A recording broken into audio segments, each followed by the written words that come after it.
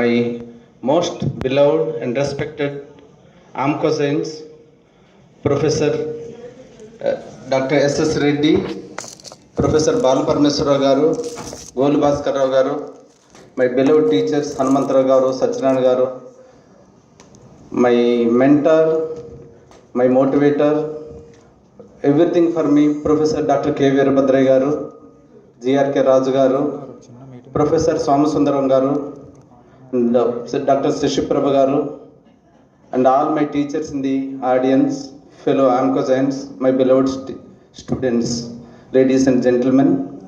At the outset, I thank the AMCOSA, its executive committee, President Dr. R. Sishiprabha, Secretary Dr. Kumarganti Ramamurthy, and all the senior members and the general body for awarding this prestigious Dr. C. Vagraswaradu Memorial Oration to me on this great day where we met here to celebrate the global meet of AMCOSA today. It's a great privilege for me. I'm really honored by this award. Thank everybody for this great opportunity. My life is fulfilled. I will be ever grateful to the AMCOSA. Dr. Professor Vagraswaradu, when we were students in the Andhra Medical College, was known as a very reputed orthopedic surgeon and an excellent teacher. When we reached the first clinical year, up to the final year students, then when we ask anybody, our fellow classmates or seniors for an advice what to read about orthopedic surgery for the examination, they would immediately say, read Vagraswaradu. So we read Vagraswaradu. Then when we were young assistant professors in the medical college, we came to know great about this illustrious student of Andhra Medical College, an excellent teacher, through his disciple, the Hanumanji of the state Sri Rama, Professor Adinandarao Garu. He introduced us to Professor Vagraswaradu by involving me and my friends into the charitable activities, the social service activities conducted by Professor Vagraswaradu. And we participated in several the free polio surgical workshops conducted by Dr. Adinandarao Garu. We visited along with his team to West Bengal, to Tamil Nadu to participate in this great humane activity. Thank Dr. Adinandarao Garu for involving in his activities. I'm a surgeon with 32 years of experience after my master's, was a teacher, and I'm a surgeon for the common man. We today in this hall we have excellent audience. The professionals spread over 5 to 6 decades after their initial qualifications from medical college. But I'm thankful to all of you. But if I can inspire one and influence many, my lecture is fulfilled and my life is fulfilled. Today, in an august audience like this, where people of different interests, understandings, ways of life, ways of profession are involved, I would like to take you through the surgery, the milestones, and the roadblocks. It is all about people who discovered several things which made surgery possible. The pioneering surgeons who have contributed through their hard work. It is all about the story of hard work, dedication, the sleepless nights, the suffering, the pain, the pleasure, the triumph, the insult, and the injury. It is all about the journey. The journey from medieval surgery to the modern surgery, the barbaric surgery to the bariatric surgery. There is a journey from the not recognized profession, an art of surgery, to the scientific endeavor. It is possible because of the great people who never walked on the main roads. They have taken the smaller roads to discover newer things. They looked at the problems in a different perspective. They had a different thinking. They never thought like that. That what made the surgery, its evolution, and what it is today. These were the instruments in the ancestral period. The Stone Age had the very primitive instruments, and the barbaric way the surgery was done. And it evolved because of the scientific advancements. Medicine, surgery are such wonderful absorbers. Whatever scientific research is there in any field of science, physics, chemistry, engineering, anything, they will very rapidly absorb into the scientific field and evolve procedures for the benefit of the surgeons.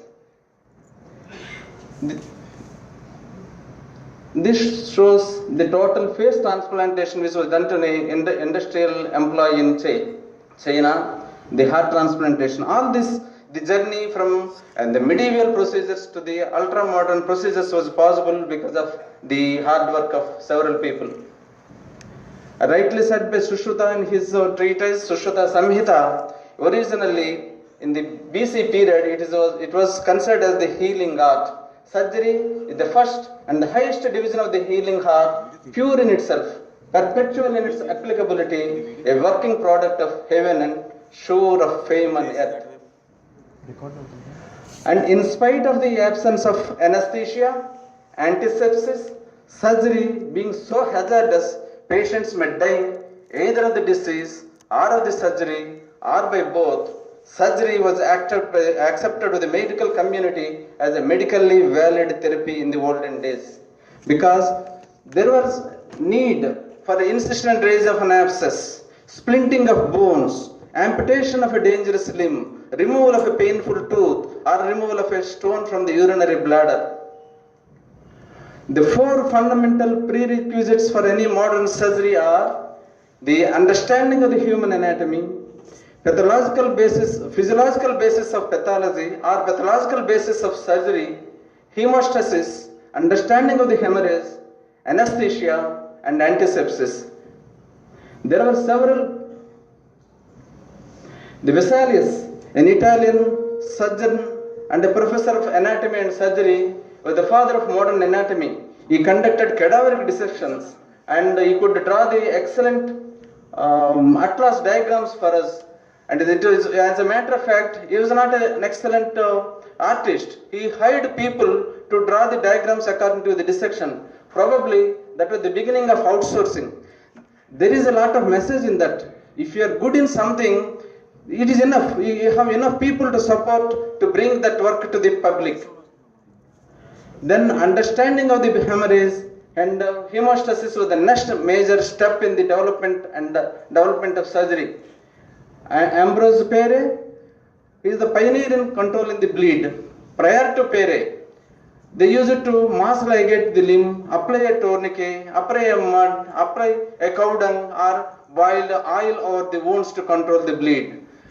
Pere, first time, deliberately, independently identified the vessels and ligated the vessels. Pathological basis of surgical disease, that is the most important thing. And John Hunter, very influential English surgeon, his contribution to the pathology and understanding of the surgery was so enormous.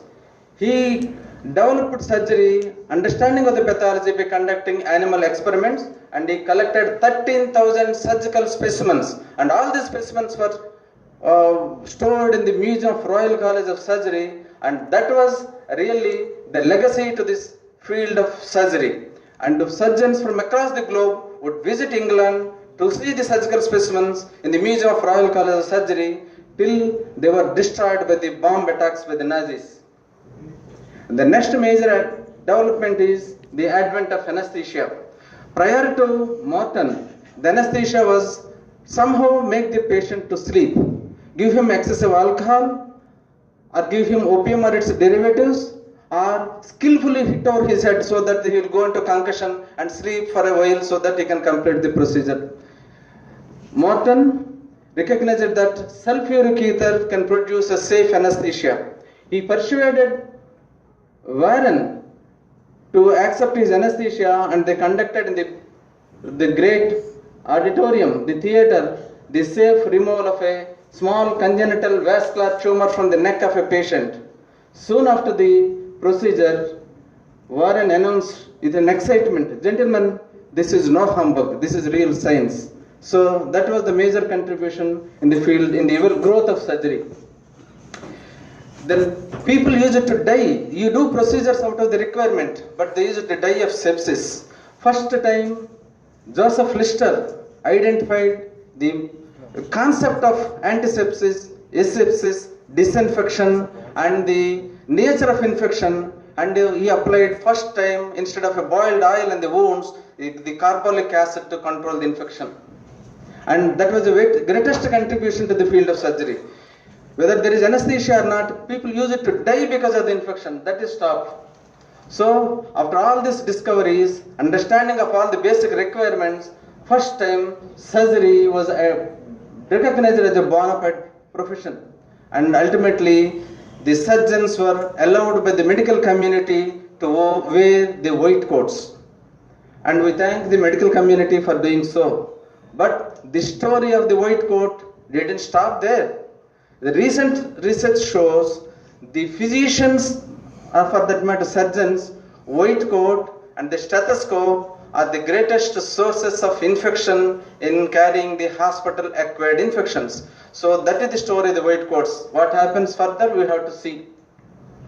And another great invention is the recognition, the discovery of X-rays.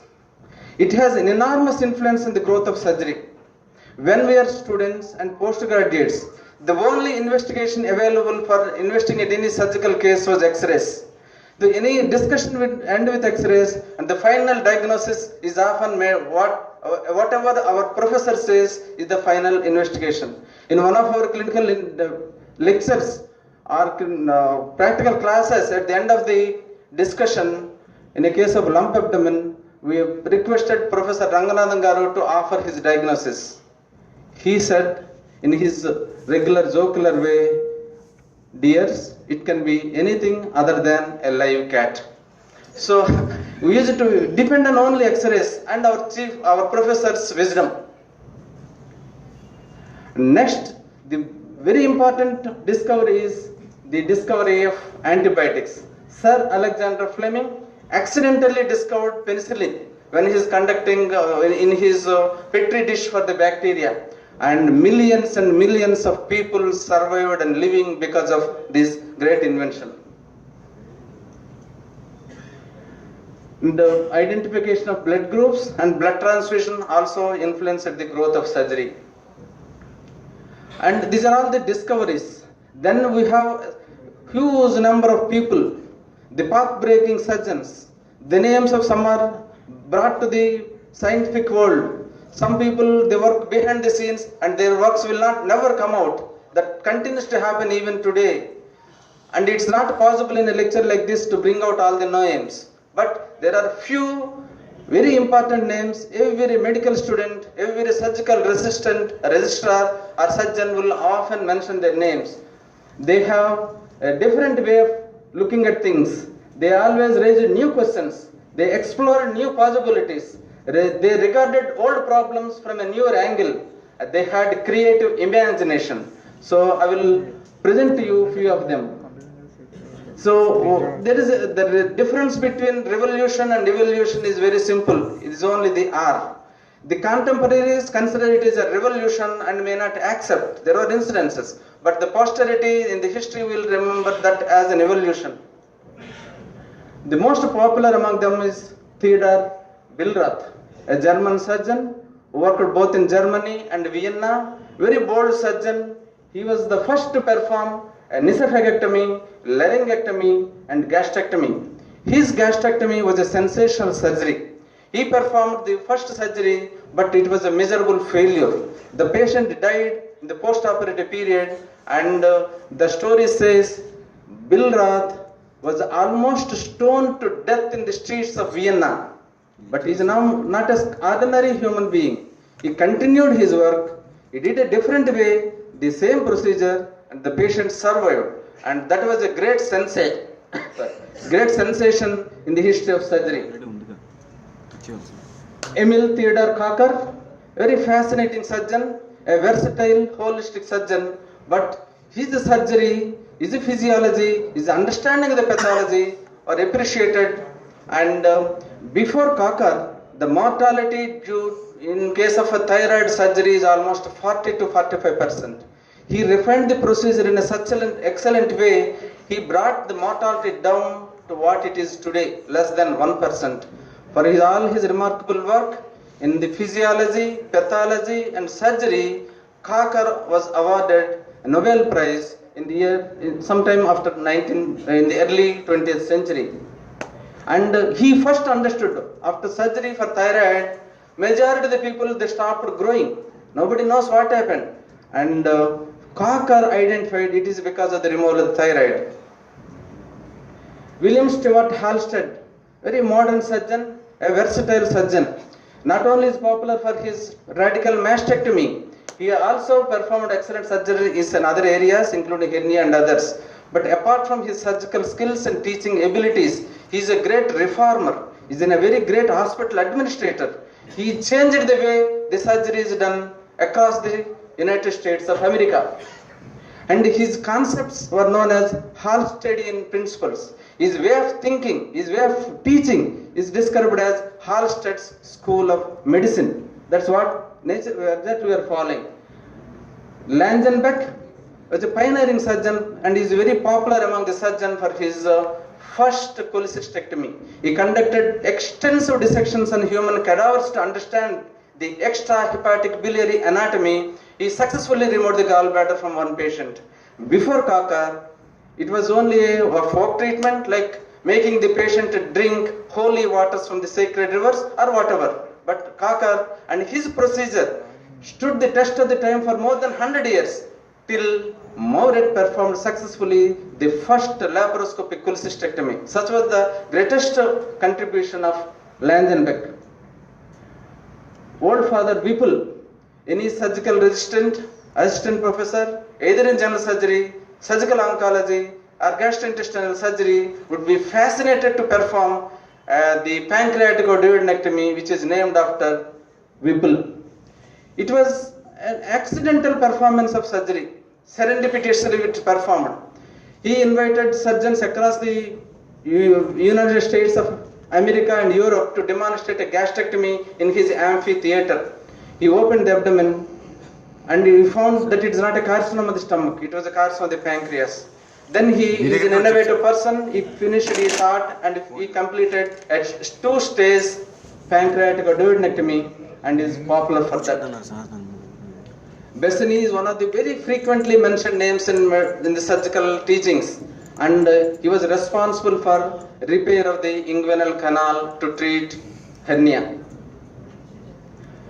History is not only his story. There are women, though it is a male-dominant society, surgical field. Olga Jonasson was a remarkable surgeon, lady surgeon in the United States of America. She was the head of the department of Ohio School of Medicine, and the first time a woman was given the head's post, and she worked enormously in the field of clinical organ transplantation. And the award of Nobel Prize usually goes to some fundamental research in the field of medicine and biochemistry.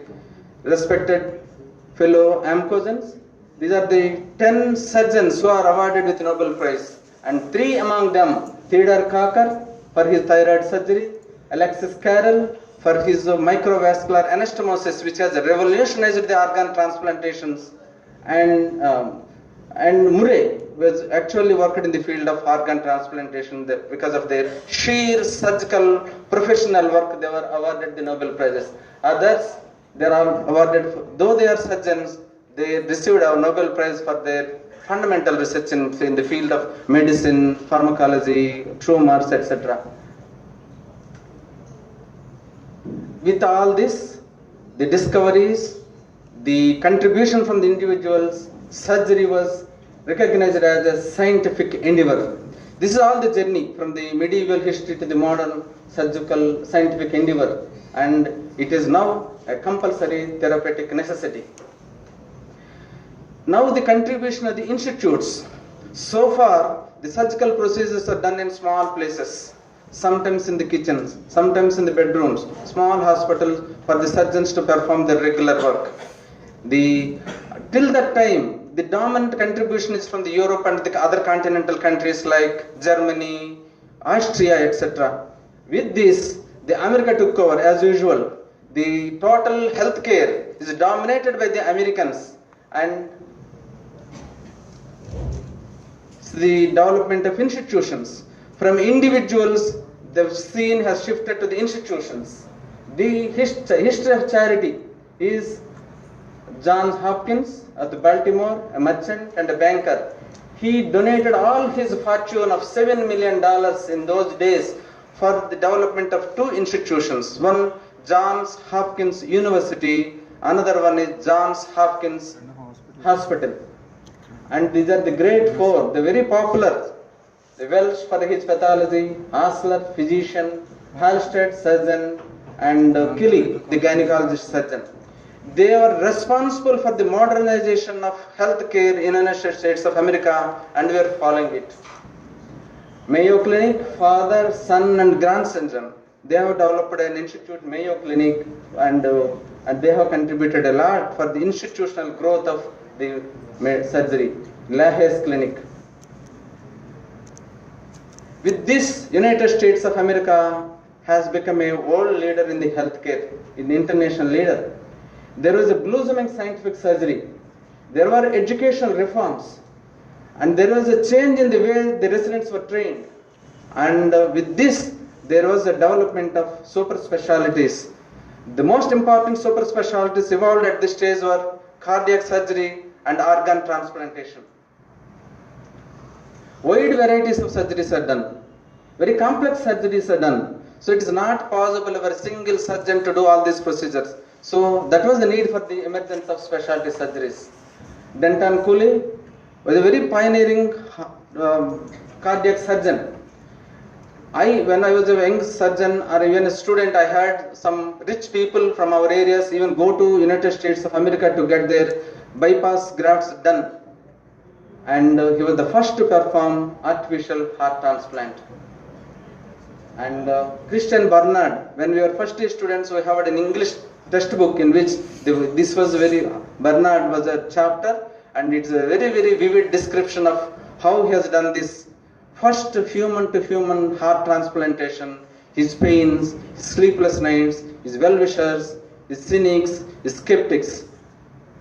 Christian Barnard. Surgery is not just making a diagnosis, performing a surgery. Professor Ranganathan used to say, it's not just cutting and closing, it's more than that. A good diagnosis, a good surgery, a post-operative care. When you are doing such a variety of surgeries and for a variety of diseases, in a very critical ill patients, extensive surgeries on immunocompromised patients like organ transplantations, it is not possible for surgeon to care for them in the post-operative period. We had a need to establish and develop intensive surgical post-operative care units. So their contribution is also there in bringing best outcomes. Modern diagnostics. After the development of surgery to a particular stage, what is way further? What is way ahead?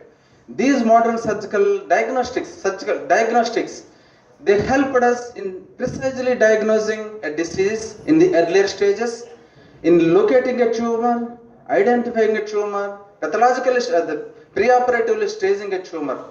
The modern diagnostics help us in doing wonderful procedures like picking up early lesions in the pancreas, liver, colon, etc.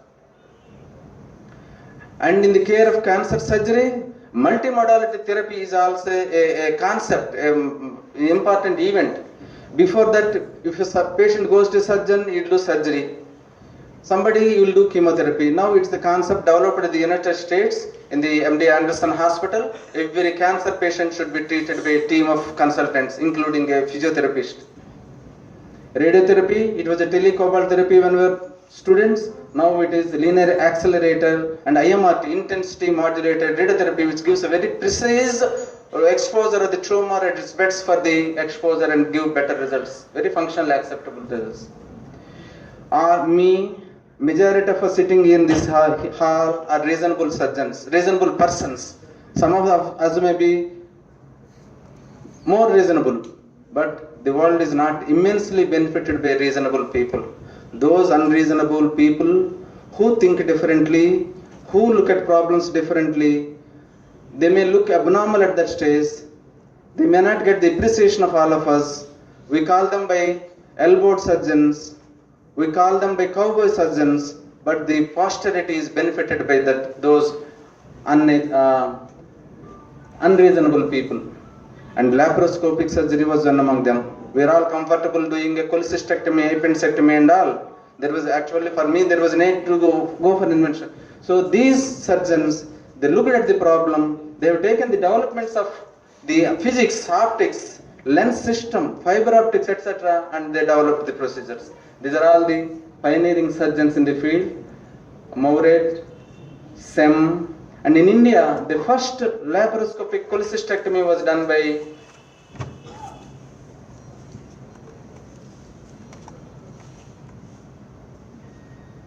Udvadia. And Dr. C. Palanavelu was a pioneering surgeon here. He has done an extensive surgery, world recognized Indian born surgeon. We too practiced, they learned it in 92, we have come up to the particular level. We do a routine laparoscopic surgery. We stopped growing beyond because we need to spend lots of time. Surgeons like me, we didn't want to leave that mass appeal. We give equal importance to a diabetic foot, an appendicitis, a carbuncle. That is the way, having come from a small places, we never wanted to leave this mass base and we stopped at a particular stage. But that was an exciting area. These surgeons were criticized for doing these procedures. But they, see, mind you, lion never loses sleep over the opinion of sheep. Robotic surgery, it is an extension of laparoscopic surgery. Laparoscopic surgery has certain limitations. To overcome these limitations, a 360 rotation, operating behind the pubis, operating on the pancreas. So the robotic surgery was an extension of lab surgery. The surgeon sits in a different room, he gives commands through his console to the surgical robo, and it performs very precise surgery. The main role is in the radical prostatectomy and in performing vascular anastomosis. Telesurgery is a further advance. Mind you, surgeon sits in New York, operates cholecystectomy for a patient who is sitting in France. He uses commands through his computer navigation system and transfers these messages by a very rapid transmission system to the patient, and the surgical robot does the procedure. It is a great story of a normal, it is a routine procedure, but it is done like this. And what is the application of it? See, you have probably seen that Martian movie. One of the astronauts was left behind on the Mars. Then there was a big operation. If anybody, an astronaut suffer from cholecystitis, this can be applied. And a soldier is injured in a battlefield, a telesurgery can be done. Then after the global larger picture, let us see what happened in our own medical college, which really makes us happy. We have great surgeons. There are many. My teachers used to mention Ramanamurthy, TFI, others, but for want of time and getting information from on those people, Professor L. Surnaran Garu, principal when I joined the medical school, very outstanding surgeon, very imposing personality, very handsome man, very great contributor for the college, for the AMCOSA. Professor S. Balaparameswara Garu is very popular for his first neurosurgeon of Andhra Medical College. I appreciate, I have a lot of admiration for his documentary skills, his storage of data, how he writes the notes, how he stores his case sheets. People say all the case sheets of all his patients are still with him in a duplicate form. Sir, we appreciate your contribution to the field of surgery and medicine.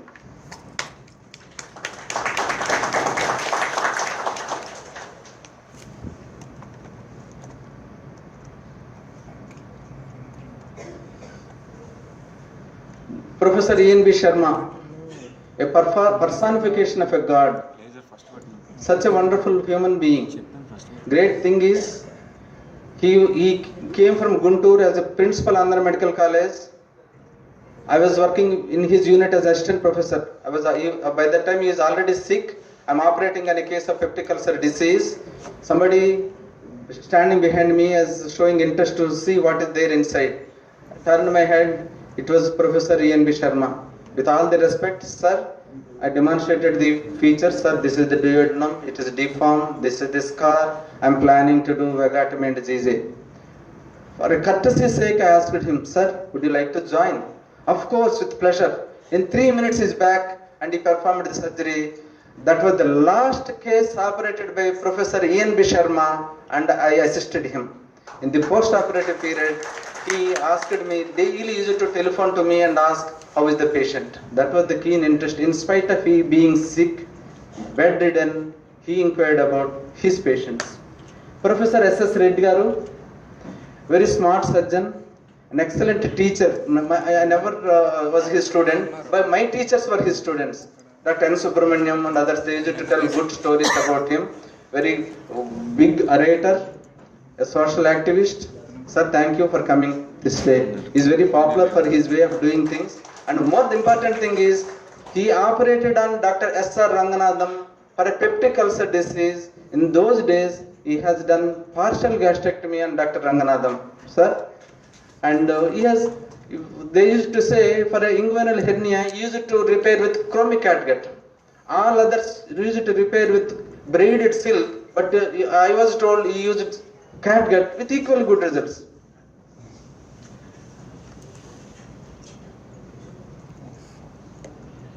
Dr. G.M.N. Swami Garu, very smart surgeon, disciplinarian, clinician. Dr. Ranganathan Garu, Pichai Garu, very argumentative clinician. Dr. Veerbhadra Garu, very crafty, a detailed dissection demonstration was made popular because of him. And there cannot be surgery without good anesthesia. Professor Dhanaraj, Dr. Sriram, and apart from others, they modernized the anesthesia in medical college. The thyroid surgery was refined during our period.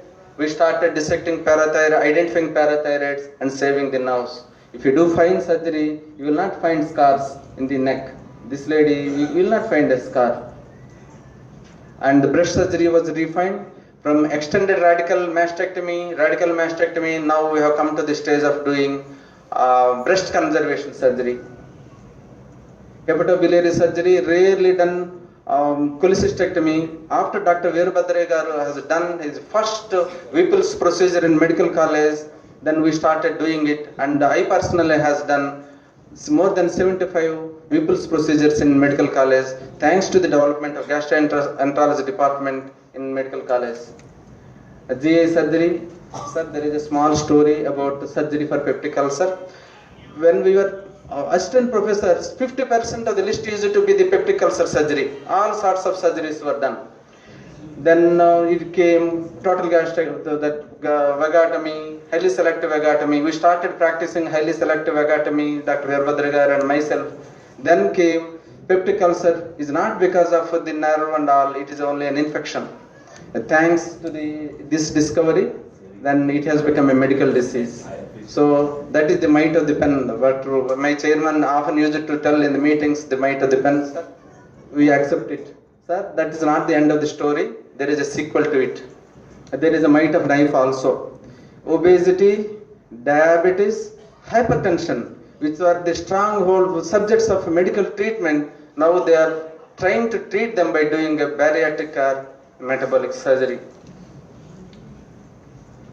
All sorts of hernias, the laparoscopic surgery. Then we sitting in the cities or metropolitan cities, we do surgery with all the comforts. But India, 60% of the people living in small places, rural areas, tribal areas, underprivileged people, marginalized people live in small areas. Then who is caring for them? Is not the super specialty surgeon or the modern diagnostics. A prototype of a rural surgeon, Dr. K. Viswanathan, after got his basic degree of MBBS, received 1 year senior house surgeon training in medical college. He went to a small place, though he has an opportunities for higher studies. There is no power, no road, no phone, no transport. People can come and just knock at his door any time of the day. No days, no nights. He traveled walking, rickshaw, a horse-pulled buggy, cross the rivers, cross the rains and hills. He used to do a lot of obstetrics work. He used to do surgeries under ether anesthesia, local anesthesia. I witnessed he doing surgeries. He is only Dr. Veerbhadraya. He is my maternal uncle. I am proud to be his sister's son. And he motivated me and many other people in my district to become doctors and surgeons. And he is a prototype of one rural surgeon. He represents hundreds of rural surgeons who are practicing in the rural and tribal areas and serving the mankind. They saved more lives than what we really have saved in cities. Thank you, sir. Then suddenly, late P.V. Narasimha Rao Garu and Manmohan Singh, what are they do with surgery and all that? They are not surgeons, but they have done radical surgeries, radical operations. What are they? The economic reforms. In early 90s, they reformed the economy. With that, what happened? There is liberalization, globalization, and corporatization. So what used to be a personalized treatment, a small hospital treatment, has become a big institutional type of treatment. The time published an article, India surging charges ahead like a mighty elephant. So everywhere there is a force, there is a charm, there is a movement. What are the consequences? High investment. Healthcare has become a very intense investment area. There is industry domination, escalation of costs. You will not get anything modern without spending money. There is a pressure on professionals, development of specialties. There are some positive things and there are some negative things. Then what are the challenges? Are the roadblocks? There are several. See, we are all only thinking about the good things. Without the way we are practicing surgery and medicine today, there is emergence of hospital-acquired infections. There is drug resistance. Most of the antibiotics, microbes are developing resistance to multiples of antibiotics. Escalation of cost. There are no Indian solutions to the Indian problems. We are just following the Western way of treatment. There is a lot of practitioner behavior which has to alter. And most of the people, even today, they don't have access to the surgery. And we are not really bothered about the safety. How safe is surgery? If you look at it globally, 234 million operations are done worldwide. They are significantly more than 136 million childbirths happening. Significant complications, significant mortality. All sorts of surgeries are done in every clinical setup. Small hospital, corporate hospital, big hospital. In all America, 1,500 foreign bodies are left in the body, cavities. And these patients suffer from the problems. The World Health Organization constituted a innovation called Safe Surgery Saves Lives. And the Harvard School of Public Health conducted a study and they included healthcare among the dangerous activities, whereas nuclear power is a safer one. And the safe surgery checklist was recommended, and if we adopt 50% of the surgery related morbidity and mortality can be cut down. There is always a battle between the bacteria and the human being. The first offender is the bacteria. Somehow we will win, but with a great pain and loss. The incidence is increasing. Hospital-acquired infections are because of the poor quality of health care. It has a great impact financially, physically, and otherwise. United States of America has passed a law making it reportable. And it is a great threat to the human race. It is because of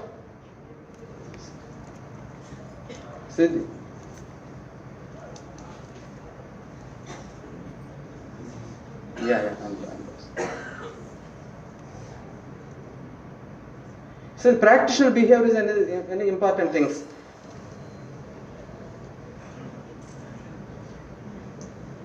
Soap, water and common sense are the best disinfectants. But how many of us are washing hands in between seeing patients? Even in ICUs, do we wash our hands? It is not just enough to make soap available. It is the mind block that is the greatest block. Rather than the road block you can come over. The mind block is very difficult to come out. There are certain bad bugs for which there are no drugs. A lot of antibiotics are misused, but don't reserve the best antibiotic for post-mortem use. 20% of the people are dying due to antibiotics. It is a World Health Organization report. Antibiotics are so misused, they're swallowed, sucked, injected into all sorts of situations. More antibiotics, more infections. So ladies and gentlemen, 1/3 of the hospital-acquired infections are preventable. But if you do these prevention measures in the too advanced stage, it will not help. It is like we must stop changing the deck chairs on the Titanic. Instead, we must change the direction of the ship. So we need to take a change in the way we approach these problems. The Halstead, that Hippocratic guidance, first do no harm. All of us, over the period of 100 or 200 years, we have done enough to make surgery reasonably safe. But I feel there is a long way to go. The woods are lovely, dark and deep, but I have promised to keep miles and miles before I sleep. So ladies and gentlemen, there is a growth of the science, growth of the surgery, and there are negative effects of the growth also. Just because there is some bad effect or negative thing about the science, we cannot stop growing and progressing. It all depends upon where you stand and how you look. It is either the sunset or a sunrise. It is either the dawn or the dusk, the end of the day or the beginning of a new day. The only way to tell the difference is to know where you stand. Ladies and gentlemen, thank you for giving me this opportunity. Thank you. Thank you, Adhyantarav.